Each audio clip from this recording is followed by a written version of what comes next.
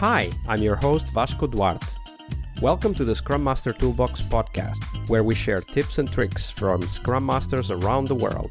Every day, we bring you inspiring answers to important questions that all Scrum Masters face day after day.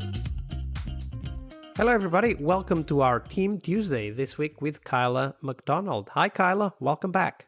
Hi.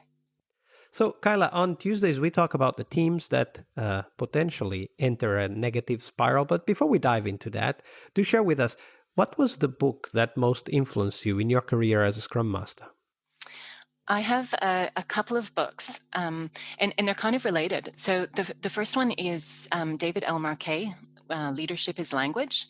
And that really talks about how the language we use impacts people around us and impacts kind of behaviours of people around us. And he talks about using probabilistic language, which probably I'll talk about subsequently.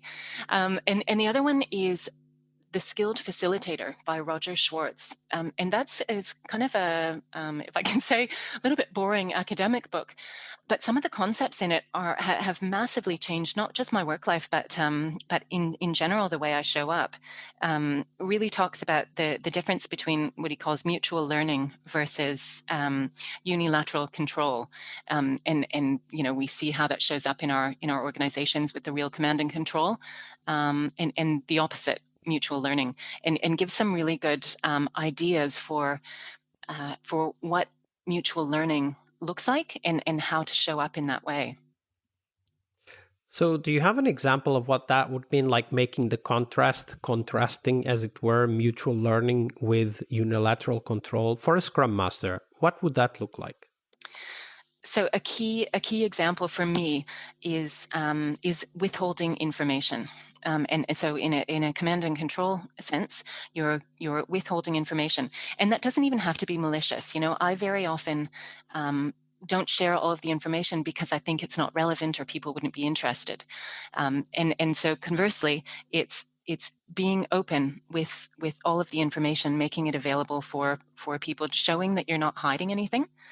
And I've seen that show up in, you know, even holding a piece of paper and reading it out for people because I think that they don't want to see it. And I'm paraphrasing things.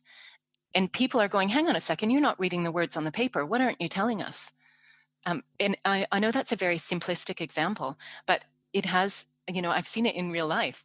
and I've spoken to people after I've done this, and they say, wait a second, you know, you're not being transparent. You're not telling us what's on there, and we have a right to know as well. And you know, it kind of destroys trust. Yeah, So absolutely. it's been fascinating for me to I guess understand the way I'm showing up and how that feels for other people. Absolutely. Definitely great recommendations. We'll put the link on the show notes so that people can go in and dive into those topics. Right. Kyla, now we turn our attention into teams and how sometimes they are their own worst enemies. We want you to tell us a story of a team you worked with.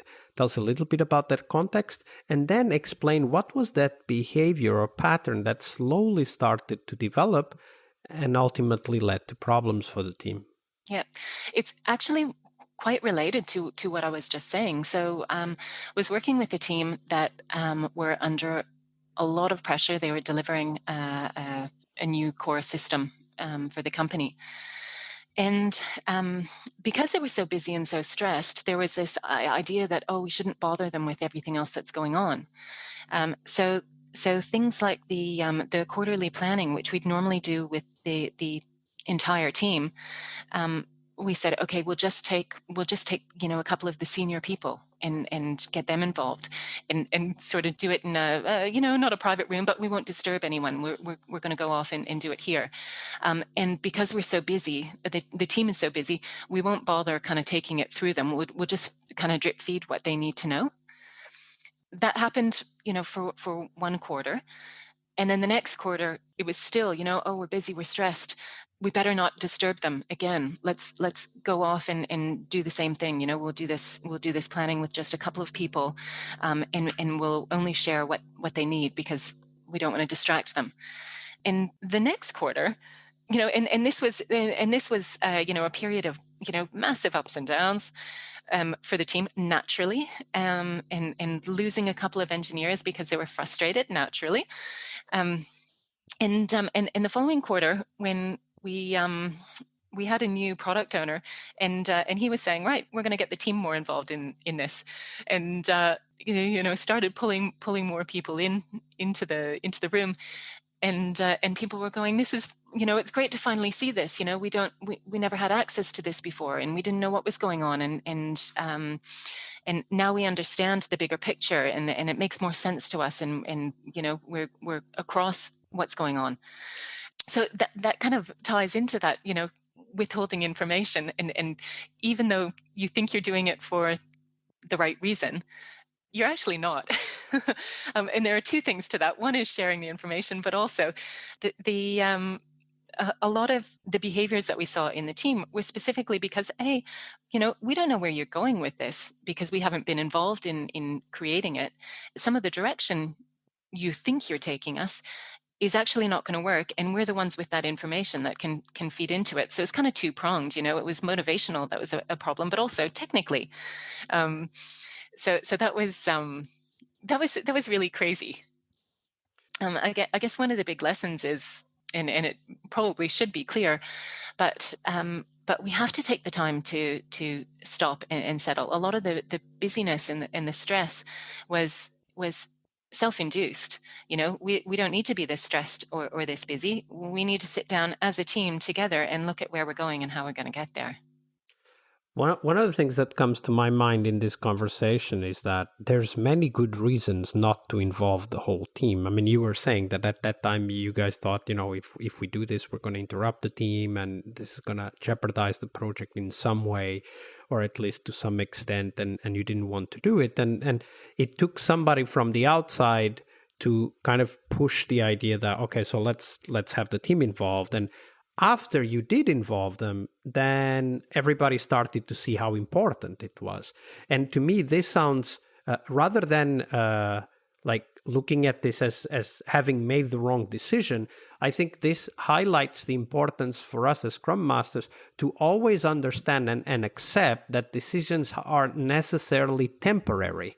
That what might be a good decision right now because everybody's busy and we're behind in the schedule might not be a good idea tomorrow, right? And what you were just saying is, once we started again involving the team, we started to see all the benefits of involving the team, and the team started to feel more motivated and understand the direction and so on. Okay, that was my perspective, but what do you think about that, Kyla?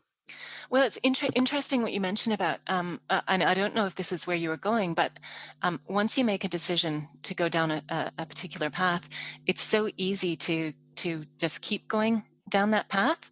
And when times are tough, that's when it's more important to go the right way, to take the time and involve the team.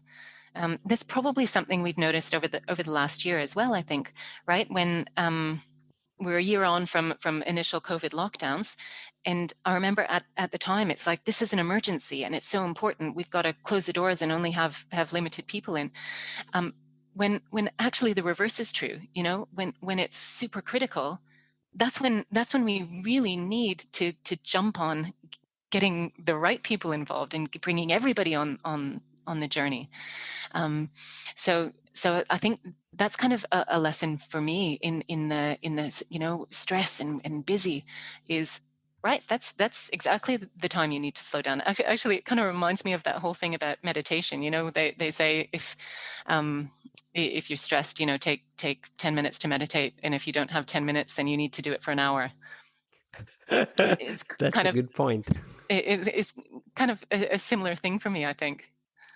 Yeah, absolutely. So, of course, taking time to think and reflect as a team is very important.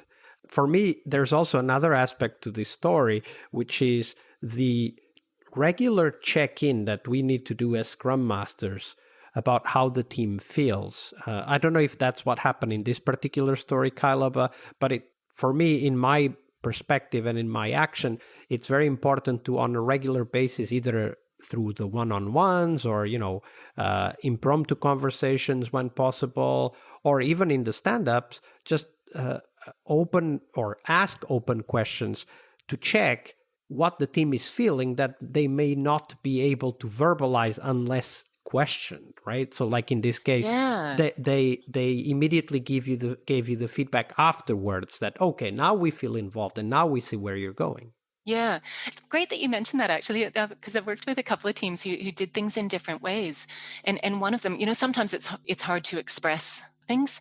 And so one team, every morning at their stand-up, would use an icon or an emoji, actually. And so, as part of their stand-up is check-in, which emoji are you?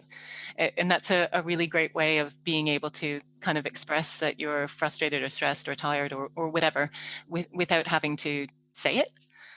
And the other thing is, particularly during stressful times, another team that I worked with had a check-in. I can't remember the exact words. It was kind of an "Are you okay?" thing, but it was really every day we do this check-in. How are you? Because we know we're going through some rough times, and we want to make sure that, number one, everybody knows that we care, and number two, give people an opportunity to actually get into that. Yeah, absolutely. Give people an opportunity to also express what problems might there be that are not related to the user stories we're working on. Yeah. Great story and great tips. Thank you for sharing that, Kyla. Thank you. Tuesday is Team Day here on the Scrum Master Toolbox podcast. But tomorrow we talk about something that goes beyond the work we do with the teams. We will talk about how to lead change and what our guests have learned from leading and participating in change programs during their career. See you tomorrow. We really hope you liked our show. And if you did, why not rate this podcast on Stitcher or iTunes? Share this podcast and let other Scrum Masters know about this valuable resource for their work. Remember that sharing is caring.